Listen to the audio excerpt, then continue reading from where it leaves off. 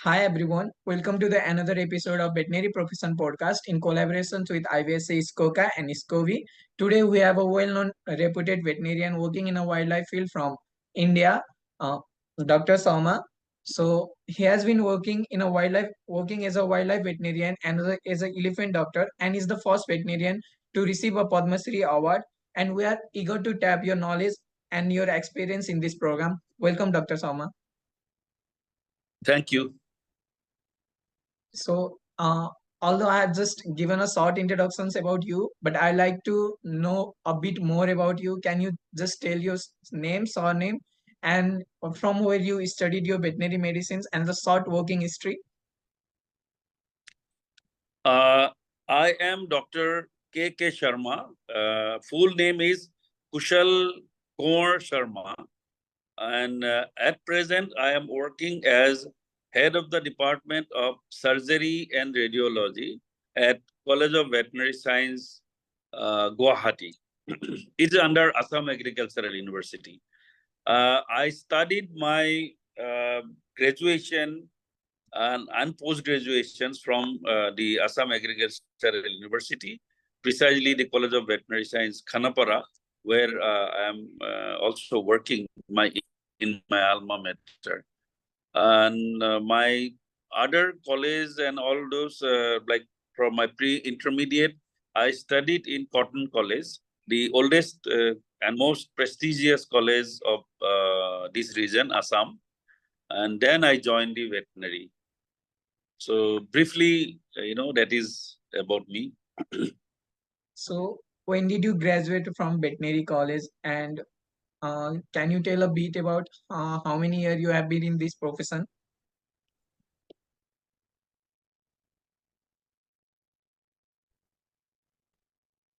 It is all my bachelor's degree in 1983. So it actually, there was some agitation time. So degrees were out in 84, though I completed in 83. Then straightway I joined master's degree in surgery and radiology, and I completed my master's in 1986. And the same year I joined this college as an assistant professor. And then in 94, I completed my PhD as a in-service candidate from this college. And though I worked with wildlife even before, but my PhD program was on elephant anesthesia. And so it has created some outstanding opportunities for me, because my PhD research project one all on elephant anesthesia.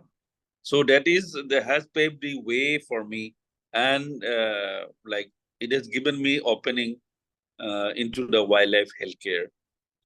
So both are going on in tandem, like both my academic contributions as well as my professional contribution to wildlife.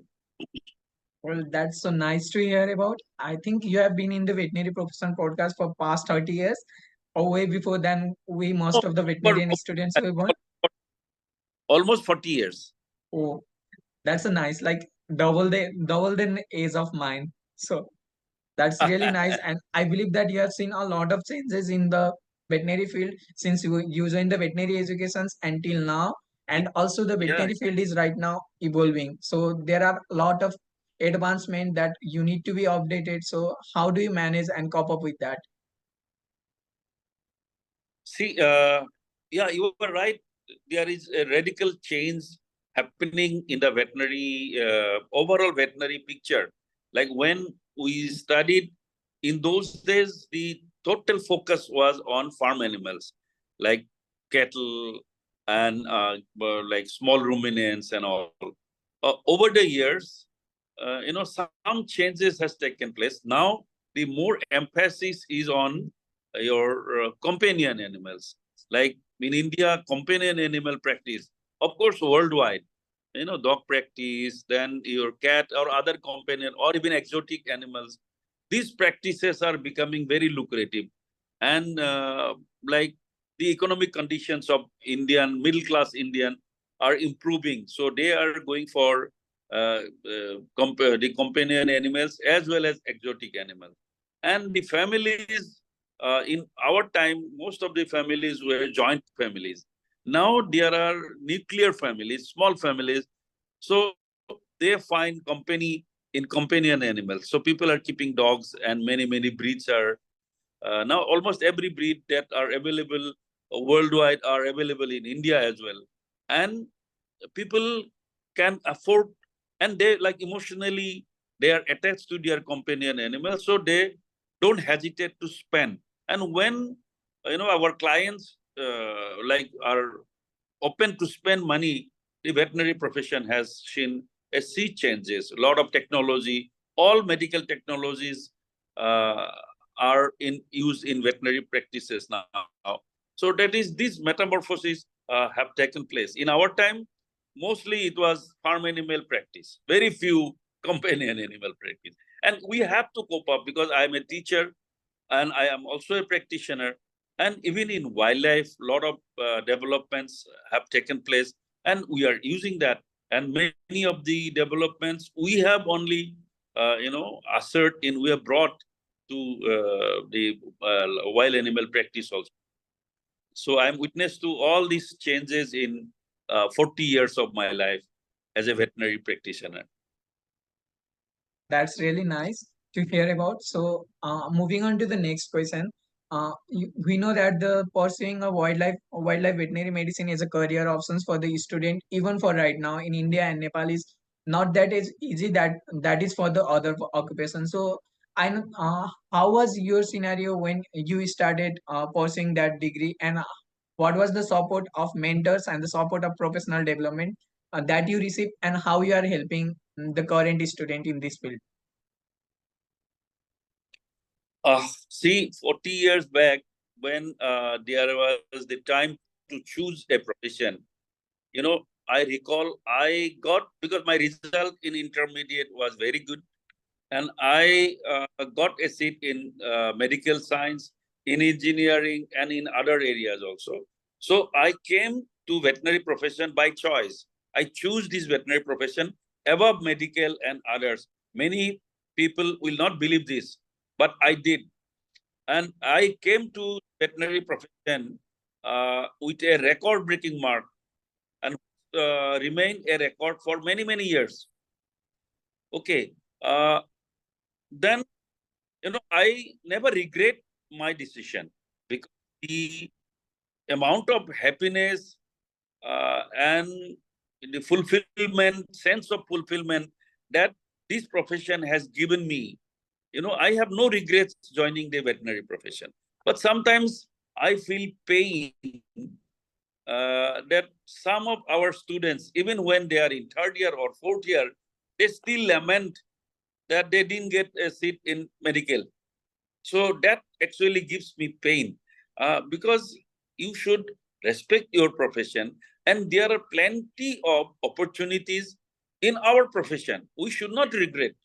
And see, being a doctor is one very good thing, but besides, like we can summarize it like this: the medical professionals give you life, but we give the livelihood also. So this is one area we forget.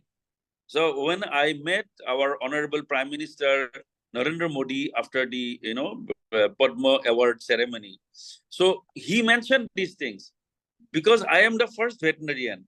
And when I mentioned this, sir, I said, why I am the first veterinarian? There were many outstanding veterinarians even before me, but they were never considered. Then he says, Dr. Sharma, this will not happen in future. And he kept his words. I'm very happy to see. And so he says, I have great respect and trust on your profession, because you people can realize my dream of doubling farmers' income. And it's true, because the growth in agricultural sector is not as much compared to that of the animal husbandry sector. So whether you call the milk, we are the number one in the world. For egg, we are number third in the world. We in like piggery, in like poultry, we are in very good position worldwide. And so these are contributions of the veterinary profession. So that is why I appeal to my students, don't regret for not getting a seat in medical and getting a seat in veterinary. You look at us, you see, Doherty got Nobel Prize. And most of the research that brought Nobel Prize in the medical, they are research on animals. Okay, so that is why I have no regret. I enjoy my profession, and I also request, appeal to my students to enjoy the profession and should be happy that we are in veterinary profession. We can do a lot of things. You may not like to work in small animal practice. You have different other areas where you can work. You can work in farm, so many. You can work in wildlife. I didn't mention that. And that is the most, adventurous part of our profession. Yeah, hearing your words kind of gave me an adrenaline rush right now. So, I started my veterinary education, I was also still focusing for the medical seat. But after that, I decided that this is a better push up for me and for my career. So I chose a veterinary medicines over a human medicine. And I do believe that the profession of veterinary medicine should be improving in the future, because right now we're shifting toward the One Health and One Health approach. And right now, people are also considering us as a doctor. So earlier, even in Nepal, they used to call veterinary doctor just as a veterinary doctor. But right now, we are also called as a doctor, and it's kind of improving in a respect wise and also in a profession wise. And I also think that we there is a lot of step that we need to do in the future, and we are moving toward it. So moving on to the next question. Uh, Working in a wildlife field is kind of always, as you mentioned, that working in a wildlife field is always an exciting opportunities. So what inspired you to pursue a career as a wildlife veterinarian, mainly focusing on an elephant? Yeah, like this is very interesting. Actually, my wildlife veterinary is my passion. It's not my career as such. As a career, I am a professor. That is what gives me my livelihood. And I'm fortunate first uh, being in Assam, because this is wildlife hub, one of the biodiversity hotspot. We have the highest number of elephants in this area. So when I choose elephant for my research topic, I was lucky in a way that I have chosen elephant. I have also worked in rhino, and my work in rhino is also very significant. But contrary to my work on elephant, this doesn't get much focus. I have been instrumental in rhino translocation, live rhino translocation from one park to another, from Kaziranga, from Pavitra to Manas National Park. From zero, today we have 54 rhinos in Manas National Park. And like many are born to the translocated animals, but we have translocated 100% safety, no casualty. So anyway, for elephant, see, in Indian ethos, elephants occupy a significant place, no? Because they are, in our psyche, they are Lord Ganesha, the incarnation of Lord Ganesha, the elephant-headed god. So, being a Hindu myself, and in our family, in our tradition, we start our worship with prayer to Ganesha. So when I got this opportunity to serve, the living incarnation of Lord Ganesha, I always considered myself blessed. And but the other thing is that I work continuously, relentlessly. I never stop. And since I have a job to feed my family as a professor, so I could indulge in that. And there is another challenge that I had, that is finding time, because I have my classes. Even just now, I attended a theory class in final year batch. So little bit my voice is giving trouble for that. At this age, taking 1 hour class and 100 students, you can imagine, it needs some strength. Anyway, so I had difficulty in managing time. So all the weekends, Saturday and Sunday, I always reserve for my outdoor activities, particularly on elephants or rhinos. So in these 40 years of my service, I have hardly given any weekend for my family. So my wildlife is my family. They are my God and everything. And initially, my family, they had some complaint, but they have also come to terms. And you'll be happy to know my daughter, my wife is also a veterinarian. She is a professor in veterinary anatomy, and my daughter is a wildlife vet. Her name is Dr. Nirmali Sharma, and she is already a celebrated wildlife veterinarian. Right now, she is working in Vantara, and they have sent her to Thailand for higher training in imaging, that is in like MRI, CAT scanning. So that is what I said. The newer and newer areas are coming. A new generation is accepting the challenges. So I'm happy. In course of time, my family, they have come into terms that, and sometimes they have even, you know, trick me. Suppose a certain area I'm invited, they will not say the region. They will say some elephant issue. No, some elephant need your help and like that. So you have to go there. And there I go and find that there is a family function, not an elephant issue. So anyway, my family knows that he is passionate. So whenever there is a problem involving elephant, I cannot stop. And so it's going on happily. So I guess having a daughter working in a Vantara, and I have you been to Vantara yet? Me, Yes. I went. I also when there is a very big crisis, so they request me either online or even offline. Sometimes twice, 2 months or 3 months once I go, and because there are a lot of elephants and a lot of other animals also, but my expertise mostly is in elephant, and I it, so wherever they are elephants. So, but Yes. definitely, but the problem is it's far away from here. So once again, it's more difficult to attend In a physically. person, yeah. So can Ijan. you share some of the most rewarding aspect of working in elephant and also in a rhino that you believe that you need to share with us? See, after the Assam agitation and the turmoil of Boroland agitation, Manas National Park, you must have heard of it. It's a Yes. pristine and kind of heaven on earth on the foothills of Bhutan. And it's a big park. Now it is about 800 square kilometer. And, in Assam, a park is protected when there are rhinos. Now, all the rhinos, like when I started my career, there were about 80 rhinos. But during the disturbed time, all the rhinos were killed by the poachers. So there was not a single rhino. And then the park was gone to dogs. People started felling the trees. They started cultivating like that. So many people thought that Manas has no chance. And at that time, when the peace returned, treaty signed with the agitationists and all that, then we thought that if we have to save Manas, there is only one thing: we will have to bring rhino. Only rhinos can save Manas, because once we bring rhino, the government will become compelled to give protection.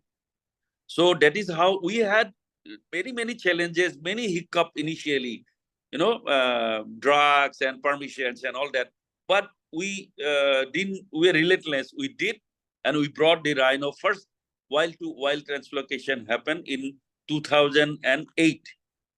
So since then we continued, because it's a heavy species, lot of expenditure, but we continued, and we translocated some 30 rhinos from Pabitara Wildlife Sanctuary and Kaziranga National Park. And all those rhinos that we brought, they have also bred. Uh, One or two cases of poaching also happened, but by and large, they have survived, and they are 50 now. And I will be too happy to retire uh, by bringing more rhinos to Manas, to see that there are at least 100, because Manas ko bachana hai. We cannot afford to lose such a beautiful place. lot of greenery, lot of water bodies. If rhinos are not there, if the trees are not there, so we will be, the whole humanity will be great loser. So collectively, so that is one of my greatest satisfaction. In elephant area also, I have lots of satisfaction. In such a short podcast, it is very difficult to tell you. But there are some very satisfying experience with elephant, and you will be happy to know that I have the world record of capturing and disciplining the rogue elephants. There's 143 and still counting. So that is already a record number. I have gone after those elephants that gone on rampage, killing people, damaging properties. So, I have tranquilized those animals and captured them. So this is a world record. But besides that, I go and radio collar elephants for managing human-elephant conflict. I also work with the communities how to deal with elephants like that. So besides that, in many medical issues, I have done job, and that gives me satisfaction. I may just recall one incident. Uh, a wild tusker was electrocuted. It was a young tusker. It came with a herd to a tea garden.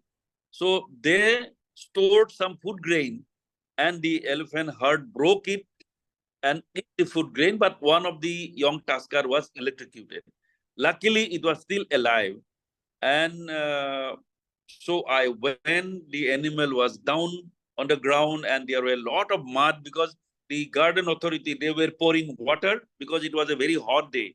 So it was very difficult to stabilize the animal, but I took the challenge. I stabilized the animal. I have rendered the treatment, and this was a very long drawn, treatment period. And I was talking to the animal. I developed friendship with it. It's a wild tusker, remember. I developed friendship. And when my treatment was complete, I brought a JCB, that is, and used it to lift the animal. And so when the animal stood, the animal looked at my face from a very close range, maybe just 10 feet. And you see, everybody was looking, thousands of people were looking at us, elephant and me. And the elephant has thrown a glance of gratitude. You cannot imagine, I cannot explain you. I can read the eyes, no? So there was a gratitude, and we were, as if it was eternity. I was looking at the eyes of the elephant, and he was also looking at mine.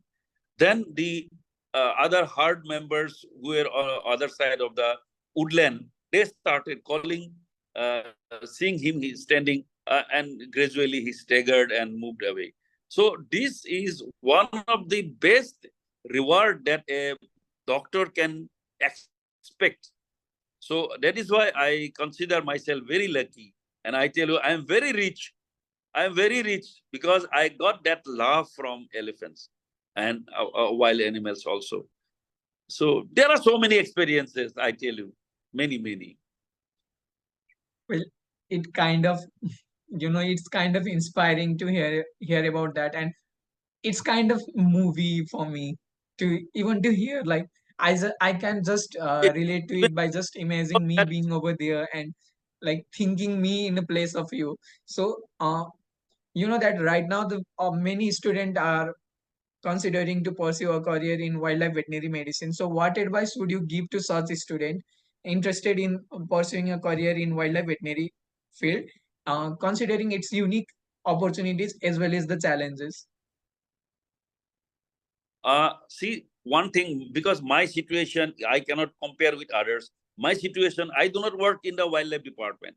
I work in the veterinary university, veterinary college, and I work because I have As well already as developed aim for myself, and my expertise is known to them. They call me. But for a new veterinarian, it is very challenging. The problem is in India, the wildlife department, they don't have a veterinary cadre. The veterinarians come from animal husbandry department on deputation. They come for 2 years, 3 years. Then when they come, they have no practical knowledge. And by the time they learn something, they can deliver. it is their time to go Indeed. away. So it's not doing any good either to the veterinary professionals or to the wild animals. So, like though I tried to convince the government and veterinary council, to get uh, veterinary cadre in wildlife, just like IFS, Indian Forest Service. There should be Indian Forest Veterinary Service, so that it's a honorable job, and the expertise can be developed over time, and whole life they will be there. They will get promotion. They can be promoted to very high post like that. But that is not happening. So that is, when the Madras Veterinary College established wildlife department, and so also some other colleges, Jabalpur Veterinary College. But the those people who did their masters, they didn't get appropriate job that they can actually work for wildlife. Didn't happen. So now private sector like Bantara, Reliance is coming, and they have engaged some 120 veterinarians. So those boys and girls, they are getting great opportunity, but that is a private organization. I'll be too happy if in government sector they start wildlife veterinary cadre, and that will benefit both the wild animals as well as the professionals. Now these professionals that come from the department, first thing, they have a very low confidence, and they are young. So in front of the seniors or those, like expectation is very high. Suppose that's the BBSC guy, and you expect everything from him. You expect him to deliver anesthesia to every wild animal. You expect him to perform surgery. You expect him to do ultrasonography, X-ray, imaging, and everything. Is it possible? So finally, he loses his confidence, and he will be, trying to opportunity to move away. It's not done this way. I'm not happy in the system that it's prevailing in our country. Well, that's similar within Nepal also. So I don't think that Same I can in mention Nepal any such. also. Uh, So moving on to the next question, you have mentioned that you have been involved in a conflict between animals and wildlife animals and a human being. So I believe that the communications and empathy had played an important role in that aspect. So can you just elaborate your experience in what role do soft skills like empathy and communications plays effectively in this situation? Yeah, the soft skill that anybody can have. Do not have to be a veterinarian. But if a veterinarian also have that, it's welcome. Why not? So, I told you, I started my wildlife career as a doctor, but gradually I realized that that is not enough. I should work for welfare also, because in those days, initially, I was getting opportunity to work only with the captive animals. Okay, but in captivity, there are a lot of wildlife issues, sorry, welfare issues. The animals are not properly taken care of. They are not properly fed. Nobody knows the food care and all that. So I also started working in the area of animal welfare, particularly wild elephants. Then also I realized later on that, see, the bigger problem lies with the conflict of elephants and the villagers, the farmers. So how to tied up this situation. So I started working with communities. So in these other guys who have soft skill, they help me. So I seek their help, and we work many NGOs. For example, WWF, Wildlife Trust of India. So Aranyam, there are many other good NGOs. So I work with everybody, and we also had, right now that is over, we had a very good project with US Fish and Wildlife Services. So the project was named as Elephants on the Line. So because the elephants of northern Assam, they move to Bhutan and come back as per the climate Yes. or food availability. So this program we named as Elephants on the Line. And this has given me great opportunity to work with the community, and like how the community can protect themselves and their properties and their farms from the wild elephants, and also how the wild elephants can be protected from the train heat or electrocution, these things. So like it is beneficial on either side. And like to work in such areas, you do not have to be a veterinarian. Even a good photographer can do a lot of help like that, because a picture tells thousand stories. Thousands of So stories. yeah, so he can with that picture he can convince people to do a certain things or not to do a certain things. We work with even the security forces in northern border of India. It is the one security force that is called SSB, Sashastra Sima Bal. So, they confront the elephant, and some casualties also take place on the. So, I have taken with them, I have trained them how to work with elephant, and like, these things were very helpful. So, although you have given a short introductions about importance of collaborations and interdisciplinary teamwork in addressing such issues in wildlife in India, can you just highlight a bit more on this topic? Working in a collaborations and interdisciplinary teamwork, and how can this benefit in the future too? I have already mentioned that the teamwork is necessary. Only one, say, for example, only veterinarians cannot do that. I need support financially, organizationally, and motivating people and all that. So NGOs and professionals, then biologists, many people can come together and then chalk out program, and a veterinarian will do his part, the biologist will do his part, the NGOs will come with fund and other kinds of support. Then you need also political support from the villagers. So it is not a one-sided affair. When you can work together with everyone, then only you will get a success.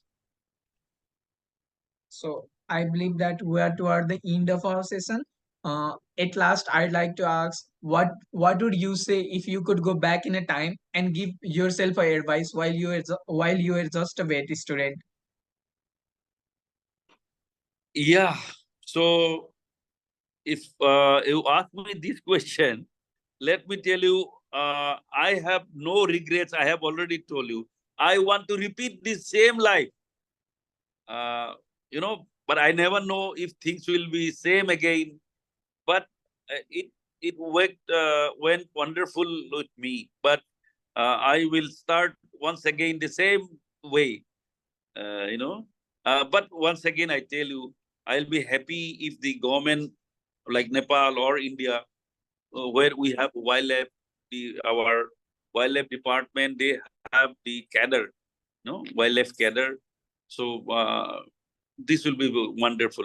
I could have joined this cadre and uh, contributed much more, That's more. because now basically my my roji roti, my this comes from teaching. So this I cannot neglect. So beyond that, I work for wildlife. But if I could work for wildlife exclusively, I could have done much more, many more. So, lastly, just a sweet message or advice that you would like to give to the viewer of this podcast. My message is love nature. And we have only one planet, our blue planet, only one. So, like scientists are exploring all over the universe, but God knows when they will find another blue planet like ours. So we have only one planet, and we need to preserve this. We need to love this. So every action of ours should be towards that direction. I am a head of the department surgery. In my department, there are 7 air conditioners, but not a single air conditioner in my chamber. So whenever it can be avoided, it should be avoided. Whenever possible, you go on foot, you go on bicycle, don't use your car. Or if you are using a car, you can pull it. So like environmental degradation, throwing of plastics, abuse of the resources like water, everybody, this is not veterinarian. This message is for everyone. When you go to the market, carry plastic, a bag, jute bag or something. Don't add plastics. And in our everyday, because we can always criticize others, but the most important is what we are doing ourselves. So I say what I preach, I practice. So my appeal to everyone is that save our beautiful small planet, because we have no other place to go.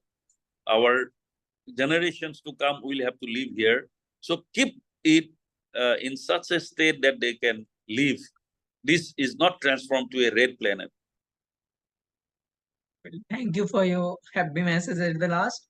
And we are toward the end of this session, but hope that we'll be able to connect with you in the future. And I think that from my university, I am in agriculture and forestry university. Some of the professors from here has visited the Assam University a past year, and hope that in future also we could meet in a person and discuss on this topic. Your university is Bharatpur. Yeah, I'm from I Bharatpur. I also visited. I delivered a lecture a couple of years back. I guess Many a I times wasn't. you were maybe a very small Yeah. kid or you were not. I visited your college and Sitawan National Park, a couple of times. So Thank you. it's near to our college. So thank you. See you soon in the future. To saying that I'd like to end this session.